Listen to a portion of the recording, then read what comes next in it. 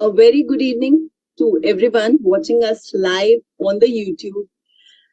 This is Monday morning, 4th September and 8 p.m. and we are with us in the series that we have started since 15th of August.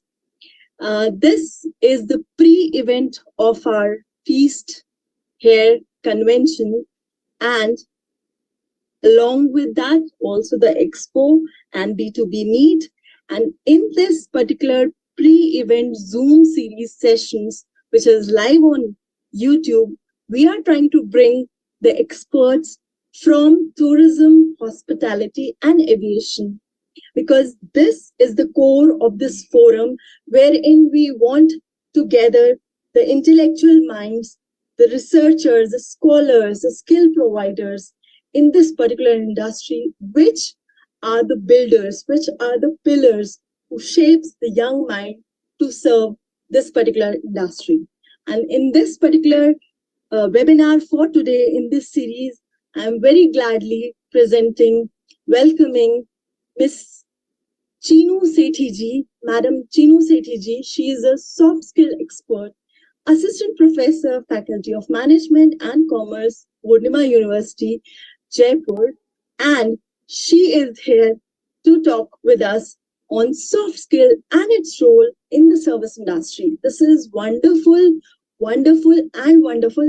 And we know that tomorrow is 5th September and India is going to celebrate Indian Teachers Day. So what better than this particular topic when we say every educator, every skill provider, every teacher and every student, irrespective of their fields, they should know what are interpersonal skills, they should know what are soft skills, and they should learn to become first a good human rather than becoming any professional. So let's just begin this talk, and I request my lovely audience to put your hands together to welcome our dignitary, honorable guest for the evening, Madam Chinoo Sethi ji. Ma'am, a very good evening to you. Ma'am, you are on mute. You can just unmute your mic. Yes, hi. Good evening, ma'am. How are you? I'm good, ma'am. I'm good. And this session we are expecting is going to be very lively, full of skills, and we are ready to learn from you. Thank you so much, ma'am. And in fact, at the outset, I'd like to thank Major Dr. Gulshan Sharma. Of course, he's not present with us today, but I would definitely still like to thank him and Chitra ma'am, you, for giving me this opportunity to, interact with this lovely, prestigious audience sitting across the globe and giving me a chance to speak about my favorite topic, which is soft skills.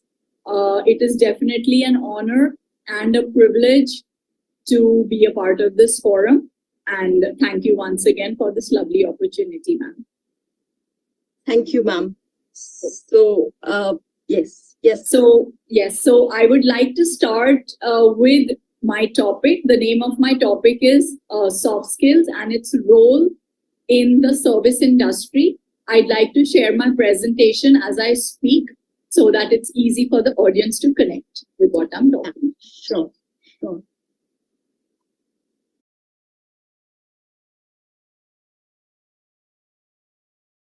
So, can you see my screen, ma'am? Yes. Can everybody see my screen? Yes, we can, ma'am. Okay, so good evening once again, everybody. I'm going to talk about soft skills today. All right. Now, when we talk about soft skills, we should actually begin with hard skills. Now, what are hard skills and what are soft skills? When we say hard skills, we are basically talking about the technical skills that I have. It is based on what education I've had. So the hard skills are basically, I could be a doctor, I could be an engineer, I'm a teacher. So these are my hard skills. Of course, they are very important, and I need to be a good doctor to be able to do well in my life. I need to be a good engineer to get a good job, right? That is definitely there. But at the same time, today, we talk more about soft skills. If not more, definitely it's just as important as the hard skills we have. So when we say soft skills, what are soft skills? The biggest question is, what are soft skills? Because it is a relatively new concept. The soft skills have gained momentum more in the last 2 decades, though the origin can be, traced back to 68 to 72. But let me begin with saying what they really are. Soft skills are basically habits, attributes, traits, some skills that we have that are going to help us do well or perform our hard skills better. They're going to help us to perform well in whatever profession we are. So they are actually across all industries. Soft skills are going to help us do better no matter what our core skills are. Okay, so let's get to the origin of soft skills. The origin of soft skills can be traced back to something like 1968 to 72, and it was first observed in the US military. Basically, there were these machines that the soldiers were being trained on. So the soldiers were divided into different groups, and they were all being trained on the certain machinery. Now, as the trainings were going on, it was observed that certain groups were doing better than the others. And there was one group, for example, which was outperforming the other groups by leaps and bounds.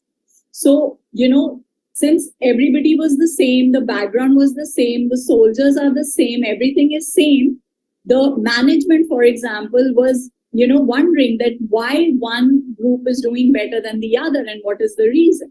So they tried to delve deep, and on, diving deep into it, they figured out that it had got something to do with the leader, something to do with the way he was leading, the way he was conducting the training, and the way he was interacting with his team. There they figured out what these soft skills can do. For example, as a leader, I am supposed to not just give a training. A training could be given, anybody could give a training, but the way I do it, my perceptions, my interactions with the team are going to make a difference on the way the team absorbs what I'm training, right? So, for example, they will be more motivated. I could motivate them. I could interact with them in a more positive way to help them gain more from the same training. So it had got a lot to do with the leader. It had got a lot to do with the leader's perception, his soft skills, his ability to work in a team, his ability to motivate his team, etc. So that is the origin of soft skills. And of course, lately it has gained more and more momentum. Everywhere in the corporate or in professions or anywhere basically you look around, lately soft skills have been valued much more than even hard skills.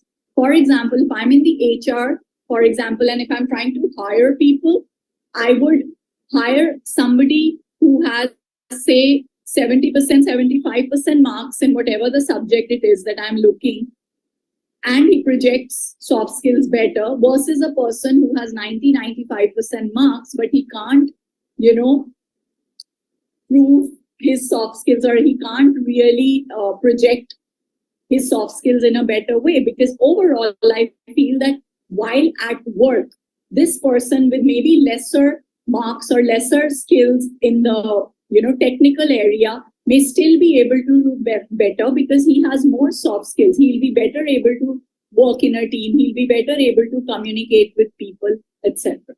So we will do a few of these things with examples, but at the same time, to begin with, I'd like to ask a question. I want to know, when you say soft skills, what skills come to your mind?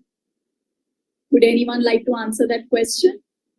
Yeah, sure. Since all the audience are watching this on YouTube, so I'll be conveying this to you. The answers that we are getting, yes, people are writing like communication, like creativity. They are also writing empathy, friendliness, how we talk with each other. So these are the certain remarks that I'm getting, ma'am.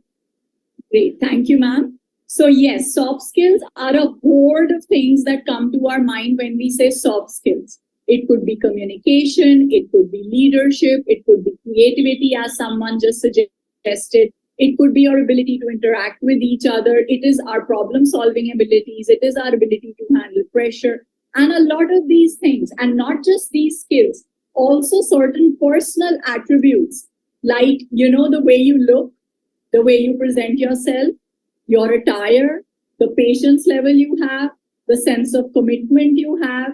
All of these different things are all a part of soft skills. So let us go back to this slide, the previous one first, and let's discuss some of the basic skills that that come to our mind when we say soft skills. So yes, communication skills, I think, is one of the first things that comes in anybody's mind when we say soft skills.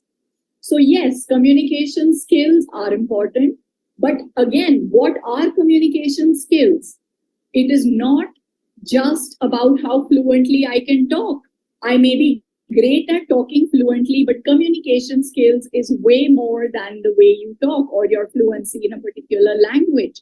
Communication includes a lot of verbal and non-verbal cues. In fact, the non-verbal cues, the body language, your body gestures, your expressions, your pitch, your tone, your volume, your voice, everything is communication. More than that, listening. How much you're listening to somebody before you're, responding to him is also a part of communication skills. So communication skills is an extremely important soft skill. And if we talk about the connection it has or the importance it will have in the service industry, I can only imagine that you all can fathom how important communication skills is in the service industry. Service industry is all about an experience. It's a positive experience that the customer is going to have. So there is a greater chance that it is a one-on-one communication that he's having with a person who is representing a hotel or a hospital or a flight. It could be anywhere. It could be a restaurant. So communication skills become even more important in a service setup, right? Let's look at the next one. For example, teamwork. Teamwork is again an extremely important soft skill. Today, anywhere you go, any corporate you go, any setup you go, you will never be working alone. You will always be working in a team. There are offices which have 500 people. There are offices which have 100 people. If nothing, you will be in a team of say 5, 10, 20, 30, 50, whatever. So if I'm good at working at something and I work well alone, that is not enough. I need to be able to work well with a team because I will always have to interact with a team. I will always have to, and when you're working in a team, it's not just about what you think and what you do and what you know. It is more about what the others think. There could be people who do not agree with your point of view. There could be people who have another view about the same thing. They could have their own ideas, their own perceptions, how you react to their ideas. How do you react to the fact if somebody does not agree with you? How do you come to a happy medium? How do you take decisions? The dynamics of the group, how do you handle all that? It is as important as the job itself. You may be great technically at whatever you're doing, but if you can't work well in a team, it's a loss. You will not be able to do what the company expects from you. So teamwork again is a very important skill. Interpersonal skills again. Now interpersonal skills is again something which we confuse with communication skills. It is not the same. Communication skills is communication, and yes, it is important to have good communication skills. It is to have better interpersonal skills, but they are two different things. For example, I could be great at communication. I could talk for an hour if asked to talk about something. I could be good at writing things, whatever. But I may hesitate, for example, to speak to strangers. I may hesitate to randomly talk to people. And things like that. So that is more interpersonal skills. How I connect with somebody else, if you have good communication skills, it will help you with your interpersonal skills, but it necessarily need not be 100% thing that if I'm good at communication, I'll be good at interpersonal skills. So similarly, there are various other skills like, problem solving, creativity, leadership, of course, is a very important soft skill again. As a leader, if I am in a team, for example, if I'm a manager in a corporate and I have a team of 8, 10 people, You know how corporates work these days. They are extremely competitive. There are a lot of targets, always deadlines, a lot of work, a lot of pressure. So as a leader, I have a group of say 10 people, and every day I come and I tell them, okay, this needs to be done, this needs to be done, you need to do this, you need to do that. And at the end of the day, I'm like, okay, what did you do? And no, this is not okay, and you need to do this and you need to do that. And I do that day after day after day after day. If that is just what I do, that I don't know how I'm gonna lead my team. On the other hand, if I'm the same person, I am a leader, but I mean, of course, I have to make my team work and I will assign them with work and I will be a hard task master. But if I take that extra 1 minute, for example, in the beginning when I start the day, and I, instead of directly coming to, okay, this is what you're supposed to do today, I take a minute and ask them that, okay, your mom wasn't well yesterday. I hope she's better today. Your child had a birthday party the other day. How did it go? When you connect with your team at a personal level, it takes a minute, but it makes a huge difference because you're trying to tell your team that you are beyond work. They mean more to you than just business. It shows that you care. So tomorrow, if I need my team to sit extra or sit on a holiday to do some, commitment that I have to give to my bosses, and I want them to work a few hours extra, they'll be willing to do it because they know I care. Versus if I'm that first example manager, they'd be like, no, I am supposed to work 9 to 5 and that's what I'm going to do and I'm off. Why should I care? You don't care. So why should I care to work extra hours for some commitment that you have? Isn't it? So just like that, there is so much difference these little things make. The fact that you are connected with your team, the fact that you show them you care is all about soft skills, emotional intelligence. Again, a very hot topic, very, gaining speed lately. It is exactly this. You have to emotionally connect with your team or wherever you're working. You have to know and you have to make them know that you care beyond work. And it is extremely important to do that. If you can't do that, you will not be able to sustain the team. You will not be able to motivate the team and you will not be able to make them do what you want them to do. The productivity of the whole organization depends on these little things at every level of an organization. And that is why they become very important. On the other hand, other than just these skills of being able to handle pressure or ability to solve problems, there are also certain personal attributes or personality traits that are also a part of soft skills. For example, the way you look, the way you dress. Do you think that's important?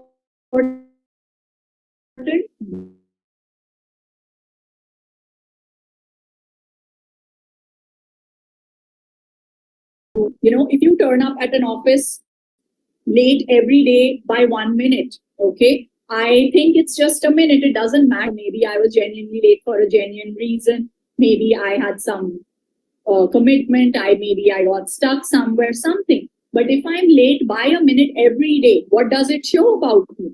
It does show that I'm very casual, that it doesn't matter to me. So all these little things like punctuality, the sense of responsibility, your ability to convey that you are committed to the job, that you are taking it seriously, are all important aspects of soft skills also. Taking initiative, we all love people who take initiative because it speaks a lot about their ability to do things. Somebody who takes an initiative will probably do the job much better than somebody who has to be pushed or, has to be coaxed into doing something. So again, it's a skill that is important and it's a part of soft skills which the employers are looking at in their employees. Dependability, for example. As a boss, I will assign a particular job to a particular person only. In schools, we see that all the time. I'm teaching at college and, there are so many events happening in college. And for certain things, I will always go to a person A, a student A. And I'll tell her, okay, can you do this? This is the date. This is what we have. So this is your job. And there'll be something else which I'll delegate to another person and another person. Why will I always go back to them? Because I know that if I assign them a job, it will be done. I will know that if it is assigned to them, it will be done in time. I will know that it is assigned to them, so it will be done the way I want it to be done. The quality of work, the timing, everything is going to be fine. So you have to be dependable. The people above you should know they can depend on you. They should know that you are responsible and you will be fine, and they'll be fine giving work to this person because they know, they are confident that this person will be able to deliver. Right? So our attitude, which comes through all these little things, whether we turn up to office on time or the way we do our work or the quality of work, are all creating our reputation. Our reputation is based on all these little things. It depends on what we wear, it depends on my timing, it depends on my deliverables, it depends on my time commitment. Also energy. What is energy? Why is it important? So for example, you could be anywhere. Again, it could be a restaurant, it could be a hospital, it could be anywhere. Now, when I'm talking about energy, there is this one person who is, he has that enthusiasm when he's talking to you. He's passionate about whatever he's talking, whatever he's saying to you, whatever solution or problem that you're discussing with him. Versus there's a dull person who, has no expression on his face, no enthusiasm in his body language. You don't want to have an employee like that. You don't want to have a person like that. You don't want to do anything with a person like that, isn't it? You would rather talk to a person who is bubbling with energy, who from his body you can tell how passionate he is about the job. And so you have more confidence on a person like that he's going to do a good job. He's going to be able to give a solution to your problem. He's going to be able to, whatever your issues could be. So all of these things are a part of soft skills, and they are extremely, extremely important, not just in any one industry, but in all the industries. Now, let us look at the service industry. When we say service industry, what do we mean? What are the different things that will fall under a service industry? Of course, I'm sitting in a forum which is service industry, so you all know. But just so I can, just to reiterate, I'd like to name a few things that come to our mind when we say service industry. It could be hospitality, so any hotels we visit, tourism, the banks we go to, it could be a gym, it could be a hospital, the schools and colleges, a beauty and wellness place. All of these different places are all service industry. When we say service industry, how is it different? Service industry is all about services. It is not like a typical manufacturing unit where you're producing an item. It could be a good, any goods or basically any item, which if it's good and it's working and people see the quality and whatever else, they are intangible things. There is nothing to see beyond the person I'm talking to, beyond the person who's in front of me. So service industry is all about customer experience. It is about experiences. So let's look at, for example, a profession like a doctor. Okay. Now, for example, let me not be a doctor. Let me be a patient. Okay. If I'm a patient, I'm not feeling well today, so I need to go and see a doctor. Okay. I Google and I check, okay, which is the best doctor in town. So I find this particular doctor, 5 stars. I'm going to go to this person.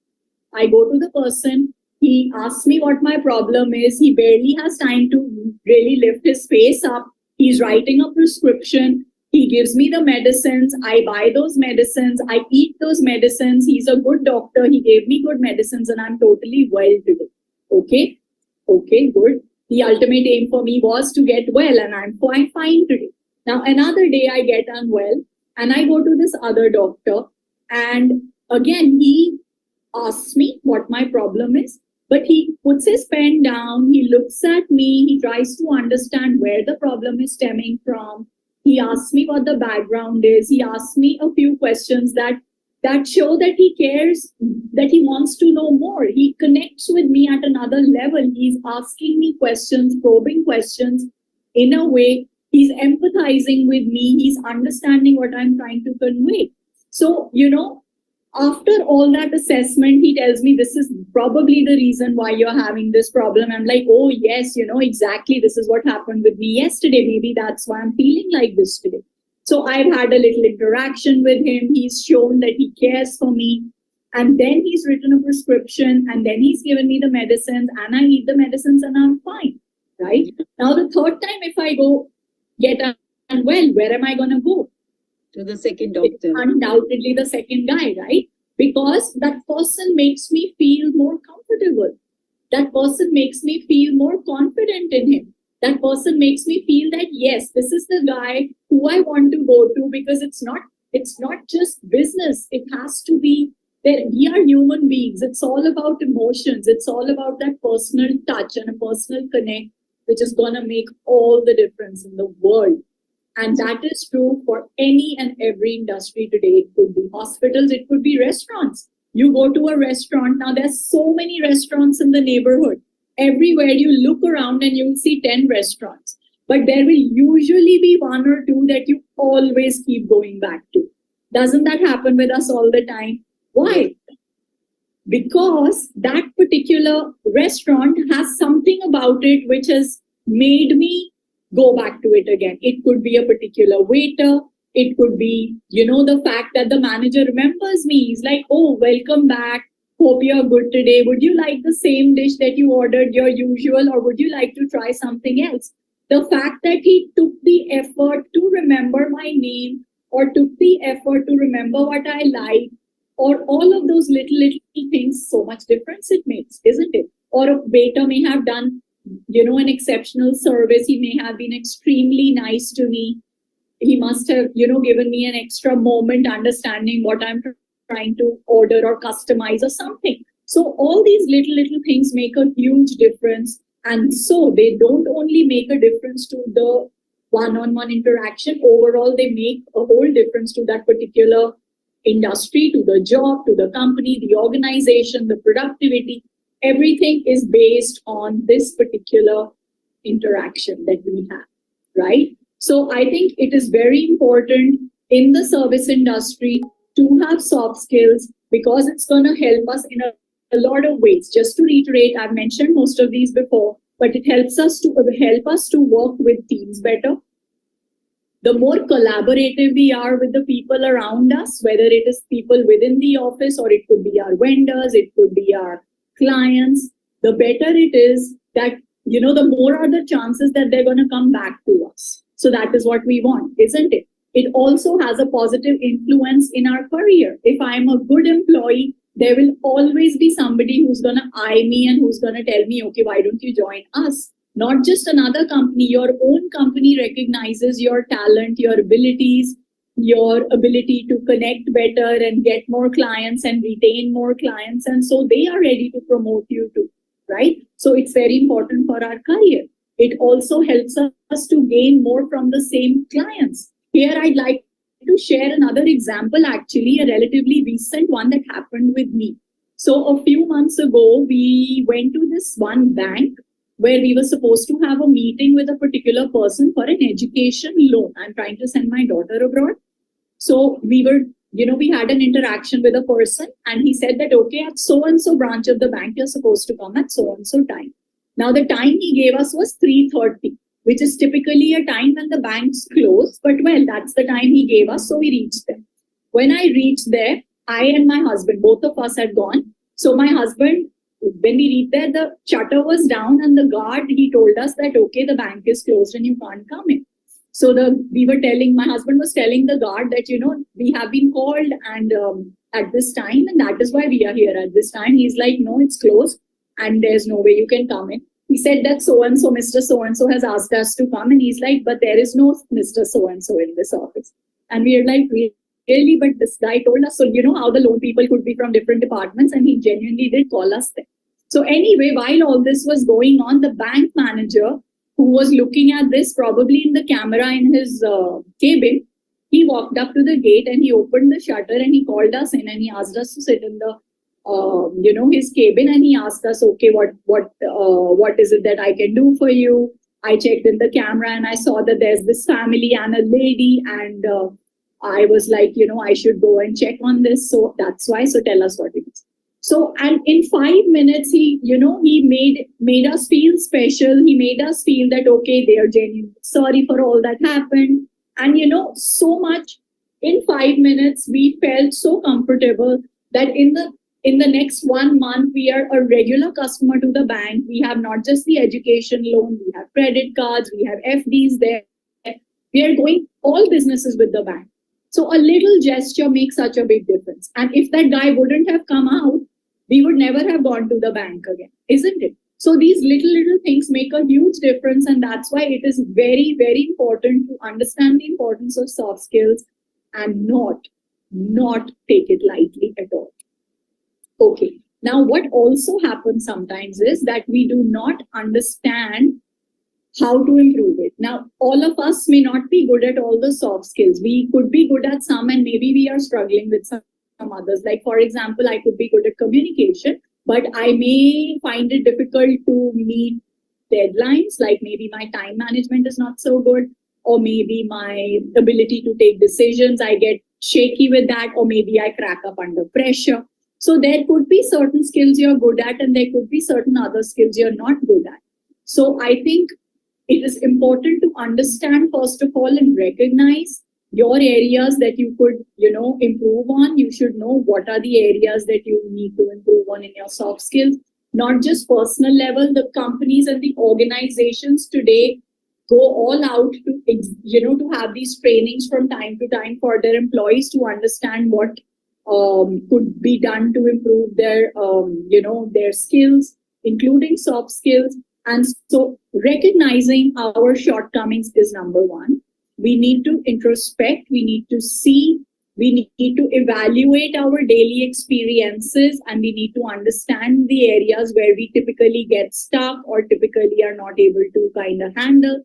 And that is step one. Once you've understood the areas that you need to work upon, I think then you can work on it, isn't it? Till we know what the area of improvement is, how will we work towards its improvement? So there are ways to do it. You can either have friends and colleagues who could help you